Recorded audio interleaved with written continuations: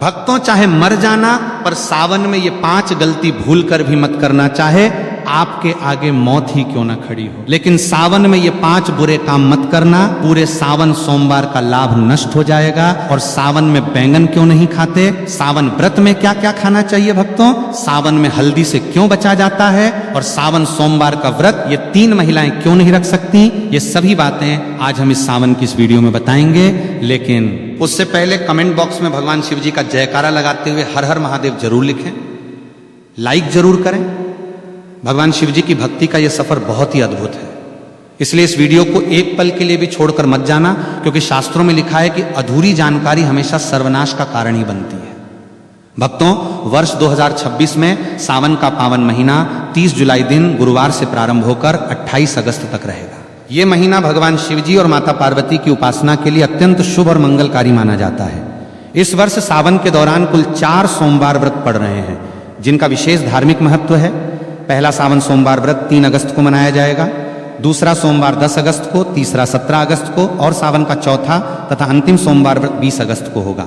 सावन का समापन 28 अगस्त 2026 को हो रहा है, जो कि रक्षाबंधन का पर्व है। इसी दिन बहनें अपने भाइयों की कलाई पर रक्षा सूत्र यानी राखी बांधकर भाई बहन के अटूट प्रेम और विश्वास के त्योहार को मनाएंगी। सावन का पहला दिन यानी 30 जुलाई भगवान श्री हरि विष्णु की कृपा प्राप्ति के लिए भी बहुत दुर्लभ और शुभ संयोग लेकर आ रहा है। पौराणिक मान्यताओं के अनुसार सावन के पूरे महीने में शिव भक्त शिवलिंग पर जल और बेलपत्र अर्पित करके सुख समृद्धि, सौभाग्य और दीर्घायु का आशीर्वाद प्राप्त करते हैं। ये समय सुहागिन महिलाओं के लिए अखंड सौभाग्य के नियमों का पालन करने और मंगला गौरी व्रत के माध्यम से पति की उन्नति की कामना करने के लिए सबसे बेहतर माना गया है। अतः 30 जुलाई से शुरू होने वाले इस पवित्र माह में श्रद्धा, नियम और पूर्ण सात्विकता के साथ महादेव की शरण में जाकर कोई भी भक्त अपनी हर मनोकामना पूरी कर सकता है। सावन का महीना कोई साधारण महीना नहीं है। ये ब्रह्मांड के रचयिता, पालनकर्ता और संहारक साक्षात देवों के देव महादेव का काल है। हमारे हिंदू पंचांग के अनुसार जब भगवान विष्णु आषाढ़ मास की देवश्रेणी एकादशी को 4 महीनों के लिए योग निद्रा में चले जाते हैं और पाताल लोक की ओर प्रस्थान करते हैं, तब पूरी सृष्टि पर एक पल के लिए अंधकार छाने लगता है। उस समय ब्रह्मांड को विनाश से बचाने के लिए महादेव स्वयं इस सृष्टि का पूरा कार्यभार अपने हाथों में लेते हैं। इस साल सावन की शुरुआत एक बेहद अद्भुत, दुर्लभ और तांत्रिक संयोग के साथ हो रही है। इस बार जितने भी सावन सोमवार PRH रहे हैं, वे सभी अपने आप में तंत्र मंत्र और अघोर शक्तियों को समेटे हुए हैं। शास्त्रों में लिखा है कि सावन के सोमवार का व्रत रखने से इंसान के 7 जन्मों के संचित पाप भस्म हो जाते हैं। जो कुंवारी कन्याएं इस व्रत को रखती हैं तो उनकी कुंडली के सारे ग्रह दोष शांत हो जाते हैं और उन्हें साक्षात शिव जैसा ही वर प्राप्त होता है। जो विवाहित महिलाएं इसे रखती हैं तो उनके सुहाग पर आने वाली अकाल मृत्यु और यमराज की छाया भी दूर भाग जाती है। लेकिन याद रखिए, सावन सोमवार की पूजा जितनी सरल और मनमोहक दिखती है, इसके अदृश्य नियम उतने ही करें खतरनाक और भयानक है। यदि कोई व्यक्ति बिना नियमों को जाने केवल समाज को दिखाने के लिए या अहंकार में ये व्रत रखता है, तो उसे पुण्य की जगह महादेव के तीसरे नेत्र के क्रोध का सामना करना PRH सकता है। शिवलिंग पर जल चढ़ाने का वो भयानक सच जो कोई नहीं बताता। जब हम सावन के महीने में शिव मंदिर जाते हैं तो हमारी आदत होती है कि हम जल का लोटा लेकर सीधे शिवलिंग की तरफ द्वार पड़ते हैं। लेकिन यहीं पर लोग अपने जीवन की सबसे बड़ी आत्मघाती और विनाशकारी गलती कर बैठते हैं। बहुत से लोग मंदिर के अंदर बने नल, कुएं या शिवालय के प्रांगण में लगे हुए वाटर फिल्टर से ही जल भर लेते हैं और उसे शिव जी पर चढ़ा देते हैं। शास्त्रों के अनुसार यह घोर अपराध और वर्जित कर्म माना गया है, जिसे पराया जल या चोरी का जल कहा जाता है। मंदिर का जल केवल वहां के पंडित पुजारी या उस प्रांगण में रहने वाले सेवादारों के लिए होता है, क्योंकि वो मंदिर परिसर ही उस पुजारी का घर होता है। यदि आपका घर मंदिर की सीमा से बाहर है तो आपको हमेशा अपने घर की रसोई से, अपने घर के मटके या शुद्ध जल पात्र से तांबे, चांदी या पीतल के लोटे में जल भरकर ही मंदिर जाना चाहिए। इसके पीछे का सबसे बड़ा आध्यात्मिक और वैज्ञानिक रहस्य यह है कि जब आप अपने घर से जल लेकर पैदल या किसी माध्यम से शिव मंदिर की ओर निकलते हैं तो रास्ते भर आपके घर की नकारात्मक ऊर्जा, आपके परिवार की बलाएं, पितरों का कष्ट और आपके शरीर की बीमारियां उस जल के भीतर समाने लगती हैं। वो जल आपके सारे कष्टों को अपने भीतर सोख लेता है। जब आप उस जल को शिवलिंग पर अर्पित करते हैं तो महादेव आपके उन कष्टों को स्वीकार करके उन्हें अपने गले के विष की तरह भस्म कर देते हैं। लेकिन यदि आप मंदिर का ही जल लेकर वहीं चढ़ा देंगे तो आपने अपने घर का कोई कष्ट महादेव को सौंपा ही नहीं। आपकी वो यात्रा अधूरी रह गई और उस पूजा का फल शून्य हो गया। शिवलिंग के गिरते जल के चमत्कारी और डरावने फायदे। शिवलिंग पर जब जल की अखंड धारा गिरती है तो वह शिवलिंग के नीचे बनी जलहरी से होते हुए एक निश्चित दिशा में बह जाती है। शास्त्रों में उस बहते हुए जल को साक्षात अमृत और शिव की अलौकिक ऊर्जा का महापुंज माना गया है। पहला कर नियम यह है कि जब आप जल चढ़ा लें तो उस जलहरी से बाहर बहते हुए जल को कभी भी भूलकर लांघना नहीं चाहिए, क्योंकि वो ऊर्जा इतनी तीव्र और तांत्रिक होती है कि यदि कोई साधारण इंसान उसे लांघता है तो उसके शरीर का चक्र बिगड़ सकता है और उसका मानसिक संतुलन तक हिल सकता है। लेकिन शास्त्र कहते हैं कि उस गिरते हुए जल को किसी मुसाफिर या भक्त को थोड़ा सा अपने पात्र में रोक लेना चाहिए। उस जल को अत्यंत पवित्र और चमत्कारी मानकर अपने घर ले आना चाहिए। यदि आपके घर में किसी छोटे बच्चे को या किसी बड़े बुजुर्ग को बहुत तेज बुखार आ गया हो, जिस पर डॉक्टरों की दवाइयां भी काम करना बंद कर चुकी हो, तो इस दिव्य जल के कुछ छींटे उस बीमार व्यक्ति के ऊपर मार दें या उसे 2 बूंद ये जल पिला दें। आप अपनी आंखों से देखेंगे कि महादेव की कृपा से वो भयंकर और जानलेवा बुखार भी मिनटों में गायब हो जाएगा। इतना ही नहीं, यदि किसी व्यक्ति की आंखों में हमेशा कीचड़ जाता हो या आंखें लाल रहती हो या जलन होती हो या उम्र के साथ आंखों की रोशनी धुंधली पड़ती जा रही हो, तो इस जल को सुबह सुबह अपनी आंखों पर पलकों के पास लगाना शुरू करें। धीरे धीरे आंखों का सारा भयंकर विकार दूर हो जाएगा और आपकी आंखों की रोशनी इतनी तेज होने लगेगी कि बरही से बरही बीमारी महादेव की कृपा से पूरी तरह साफ और चमकदार हो जाएगी। महाउपाय बेल की जरेज का ताबीज, तंत्र काट और खान पान का करहा पहरा। अब हम बात करेंगे कि घर के आंगन में जल छिड़कने का भयंकर तांत्रिक रहस्य शिवलिंग से लाए गए उस बचे हुए जल को केवल पीना ही नहीं है, बल्कि इसका एक ऐसा प्रयोग है जो बड़े बड़े तांत्रिकों के होश उड़ देता है।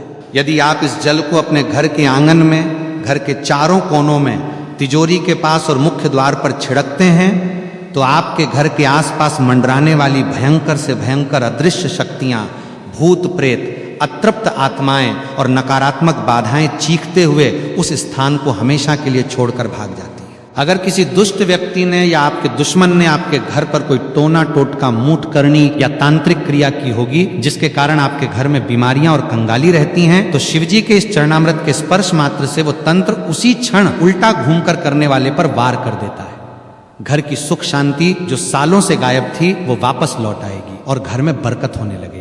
लेकिन एक डरावनी चेतावनी याद रहे कि इस जल को कभी भी पैर नहीं लगना चाहिए और ना ही इसे किसी गंदे या अशुद्ध स्थान पर रखना चाहिए और ना ही इसे बाथरूम के आसपास ले जाना चाहिए, अन्यथा इसके परिणाम बहुत ही भयानक और विनाशकारी हो सकते हैं। जल और दूध में क्या मिलाकर चढ़ाएं और धतूरे का गुप्त गणित भोलेनाथ को प्रसन्न करने के लिए केवल सादा जल ही काफी है, क्योंकि भोले बाबा आशुतोष हैं। लेकिन यदि आप अपने जीवन की किसी विशेष और बहुत पुरानी और अधूरी मनोकामना को पूरा करना चाहते हैं तो जल में कुछ विशेष गुप्त वस्तुएं मिलाना अनिवार्य है। सावन के महीने में यदि आप शिवलिंग पर गन्ने का ताजा रस या जूस चढ़ाते हैं तो माता लक्ष्मी जी आपके घर में साक्षात बंध जाती है और दरिद्रता कितनी भी बड़ी हो या कर्ज का पहाड़ कितना भी ऊंचा हो, वो महादेव के सामने घुटने टेक देता है। यदि आपको लगता है कि आपके घर में पितृदोष है या राहु केतु की महादशा चल रही है या बनते काम एन वक्त पर बिगड़ जाते हैं, तो जल के अंदर थोड़े से काले तिल मिलाकर AUM नमः शिवाय का 108 बार जाप करते हुए शिवलिंग पर अर्पित करें। अब बात करते हैं शिवजी के सबसे प्रिय और खतरनाक फल धतूरे की। लोग अनजाने में पैरों से तोड़कर जितने मर्जी धतूरे शिवलिंग पर सजा देते हैं, जो कि पूरी तरह गलत और वर्जित है। शास्त्रों के अनुसार शिवलिंग पर धतूरा को हमेशा विषम संख्या में ही चढ़ाना चाहिए, जैसे कि केवल 1, 3 या 5 धतूरा।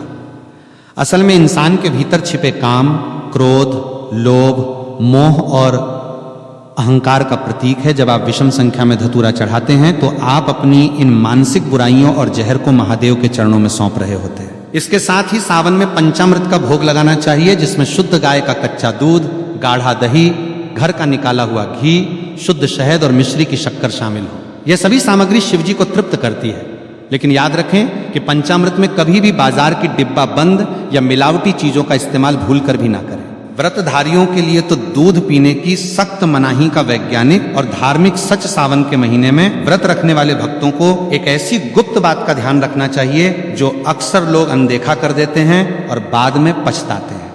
यदि आपने सावन सोमवार का व्रत रखा है या पूरे सावन के नियम का पालन कर रहे हैं तो आपको भूल कर भी दूध का सेवन नहीं करना चाहिए। इसके 2 बहुत बड़े और ठोस कारण हैं। पहला कारण पूरी तरह धार्मिक है। सावन के महीने में दूध पूरी तरह से भगवान शिव को समर्पित होता है, क्योंकि समुद्र मंथन के समय निकले विष के कारण उनके कंठ में जो भयंकर जलन हो रही थी उसे शांत करने के लिए सभी देवताओं ने उन पर दूध और जल चढ़ाया था। जो चीज सीधे भगवान को अर्पित की जा रही हो उसे व्रतधारी स्वयं ग्रहण नहीं कर सकता, इसे उच्छिष्ट या दोष माना जाता है। दूसरा कारण वैज्ञानिक और डरावना है।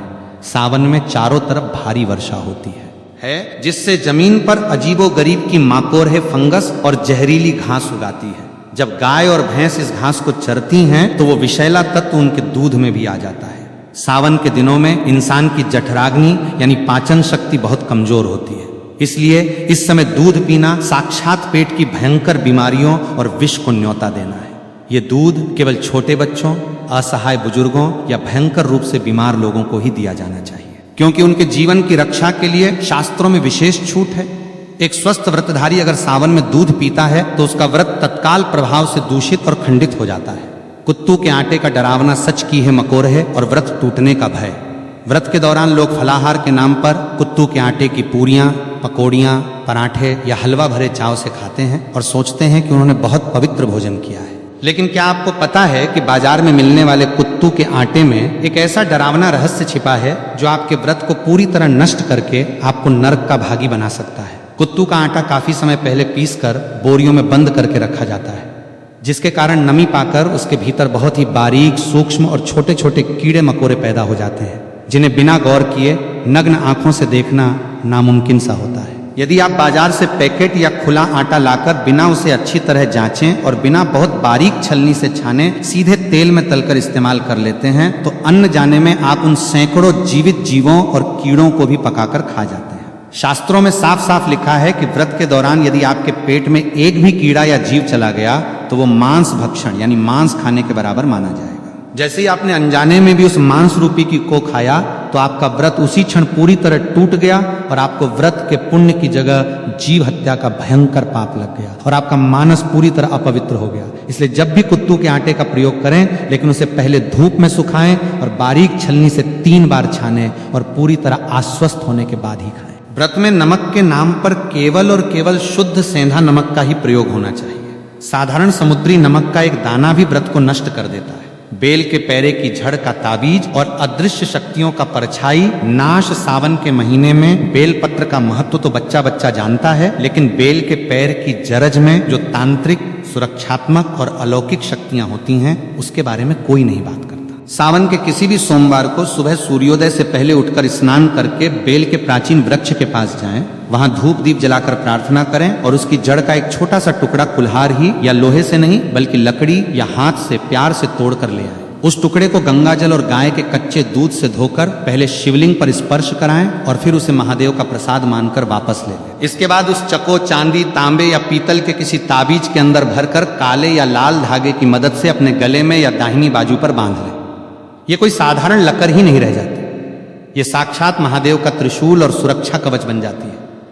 इस ताबीज को पहनने के बाद दुनिया का कोई भी ओझा तांत्रिक, कोई भी बुरी नजर, मूठ, भूत, प्रेत, डाकनी, शाकनी या हवा में घूमने वाली नकारात्मक शक्ति आपके आसपास भी नहीं भटक सकती। यदि आपको रात में डरावने सपने आते हैं, अचानक छाती पर वजन महसूस होता है या आपको लगता है कि आपके ऊपर किसी ने कुछ टोना कर दिया है, तो ये JRH उस पूरी बला को अपने भीतर सोख लेगी।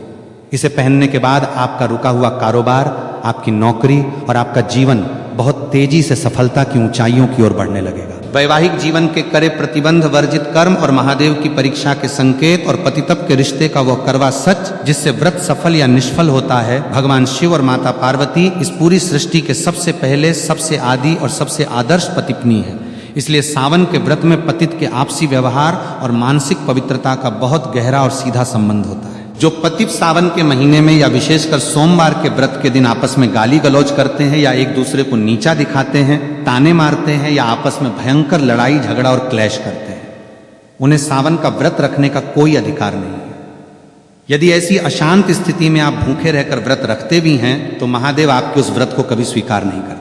आपका भूखा रहना केवल एक शारीरिक प्रताड़ना और नाटक बनकर रह जाता है और आपके पुण्य की सारी ऊर्जा उसी क्षण नष्ट हो जाती है। शास्त्रों के अनुसार देवी देवता हमेशा पति के प्रेमपूर्ण जोड़े की सामूहिक, सकारात्मक और ऊर्जा से ही प्रसन्न होते हैं। यदि आपका पति आपसे प्यार से बात करके या आपकी सहमति से आपको खुश रखकर किसी काम के सिलसिले में नौकरी पर या विदेश गया है तो पत्नी घर पर रहकर पूरी निष्ठा से व्रत रख सकती है। लेकिन यदि दोनों के बीच भयंकर क्लेश हुआ है, पत्नी रोते हुए और पति को गाली देते हुए अपने मायके जाकर बैठ गई है और वहां सावन का व्रत रख रही है, तो वो व्रत पूरी तरह निष्फल है। कोर्ट मैरिज और अधूरी शादी वाली महिलाओं के लिए शास्त्रों का करह निषेध आज के आधुनिक और पाश्चात्य युग में बहुत से युवा कोर्ट में जाकर कागजों पर दस्तखत करके शादी कर लेते हैं और समाज में उसे ही अपना पूरा विवाह मान लेते हैं।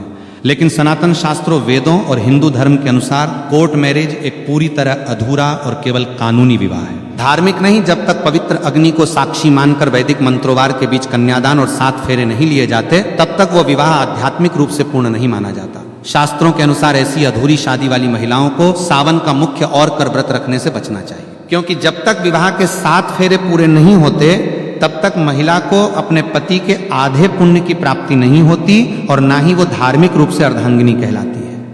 यदि ऐसी महिलाएं व्रत रखना चाहती हैं तो उन्हें पहले विधिवत रूप से भगवान शिव और माता पार्वती जी के सामने 7 फेरे या विवाह की रस्में पूरी करनी चाहिए, तभी उनका व्रत पूर्ण रूप से फलदायी माना जाएगा और उन्हें सौभाग्य की प्राप्ति होगी।